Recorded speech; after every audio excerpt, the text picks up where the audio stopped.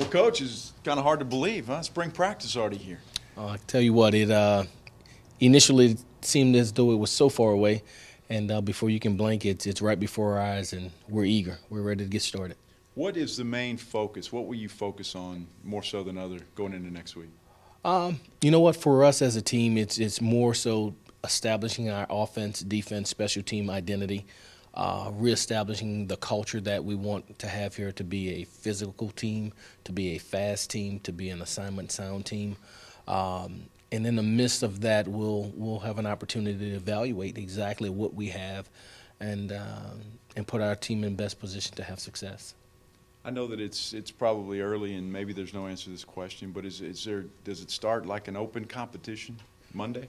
Oh yeah, we use the saying our depth chart is etched in sand.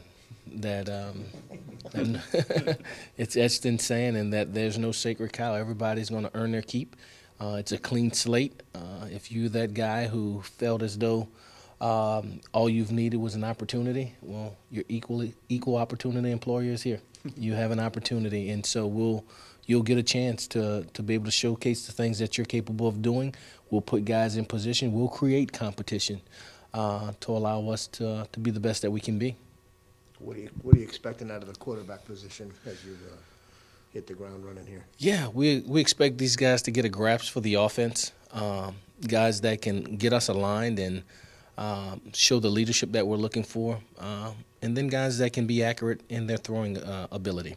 We want to establish some accuracy, be able to pass the ball, and to do so consistently at a high rate. Were you surprised, or maybe not surprised, but pleasantly surprised at how recruiting went, since you kind of got maybe a late start at this thing? Yeah, we the 15th of January, and then getting in even that first week, trying to establish a staff and get settled, and then being left with 2 weeks before National Signing Day. I guess the key was hiring a staff who had established relationships with these student athletes throughout the country that still put us in position to have an opportunity to sign them, and ultimately that's what happened. That the players that we signed were pre-identified, had been courted, and then we were able to help them turn about from going to the school that a lot of our assistants were at already and make the decision to come here. I'm sorry, go ahead. How easy is it for the guys that were here under the Coker regime to now quickly embrace the Coach Wilson way? How have you seen them? I think we have quality kids that have we have really good young men. I think Coach Coker and his staff did an outstanding job of identifying quality people.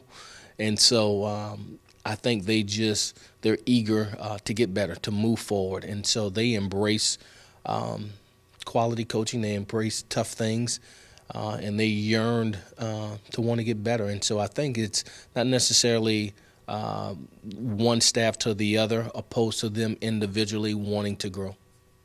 Coach, you've been on this job now for about 2 months. Is there any one thing that has really surprised you about now you are the head coach that maybe you didn't know coming in? Not necessarily. The only thing that I would say has been a pleasant surprise is our kids' ability and willingness and want to work hard and to embrace those things that we're asking of them. And we went through winter workouts, and we went through a fourth quarter drill, which is a team building deal that allows us to work with our guys outside of just football, but from a calisthenic, change of direction, athletic standpoint. And they've been all on board, and they've been excited about it, and they want to do well. They want to start spring ball. They want to prove themselves. They want to better than their position than they were a year ago.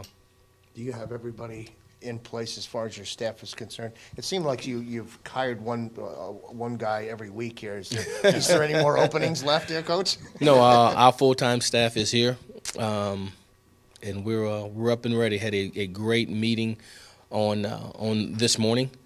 Got in this morning and actually got started with football and moving forward. Individually, we've met leading up to this point as an offense and a defense, then collectively came together this morning, and we'll do so throughout the remainder of the weekend in preparation for the start of our practice. So at the end of the day, when you cut us open, we're ball coaches. And so to get to ball and start talking about those things that will allow us to be at an advantage systematically and schematically was a good thing today. Yeah. What's the perception, as you see it now as head coach at UTSA, about this program? And were the assistant coaches you hired, were they eager to come to a program like this? Yeah, for the most part, none of these guys were unemployed. They all had jobs. They all were working their jobs and doing a great job and coveted by other universities and NFL organizations alike. And so it's probably where I did my best recruiting at because we had to recruit these guys to come here, and the message was simple. The sale was simple. Step outside of the norm, dare to be great, and build something special. That we all have been in our comfort zone. But if you believe in the things that we've talked about over the years, here's our opportunity. Here's our opportunity to make history, to go be the first to do so many things at a university that's craving for a football program, for a city that has a thirst for a football program to come there and do big things. And so they got to the city of San Antonio and seeing how beautiful the city was, walked on that campus and all the resources that we had around, and it fell in place. And so my biggest recruiting, I can't take credit for our recruiting class that we had this year. My greatest asset was recruiting the staff that we have, and we have a wonderful staff.